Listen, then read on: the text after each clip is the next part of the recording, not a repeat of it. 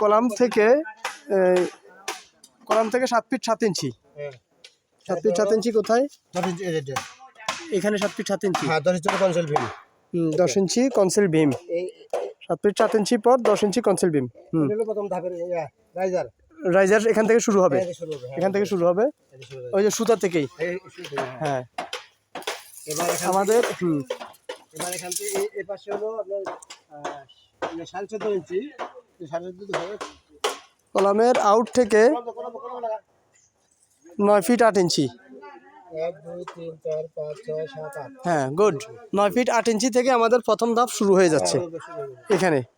আচ্ছা তো এরপরে আমাদের এক পাশে হচ্ছে 7 ইঞ্চি আর এক পাশে হচ্ছে 1 ফিট 2.5 ইঞ্চি আর কি, অর্থাৎ 14.5 ইঞ্চি।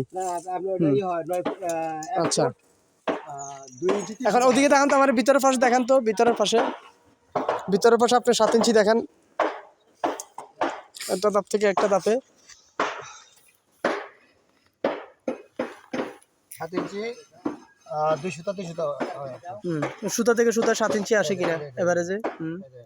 7 ইঞ্চি। হ্যাঁ ওটা ভাবছি, ওটা ভাবার পর আমি এটা সুতা নিয়েছি, এটা সব আচ্ছা সবাই 1 সমান হবে। এই সব এক সমান 7 ইঞ্চি আছে। 1 সমান হবে। এখানে আমাদের এই যে বয়েড থাকবে এখানে 8 ফিট। হ্যাঁ 8 ফিট এই যে রাউন্ড সহ 8 ফিট। ফিট এদিকে বয়েড থাকবে। আর এদিকে 4 ফিট দেখান তো আমাকে, দাফের ছড়াগুলো কি 8 ফিট 4 ফিট? এই 4 ফিট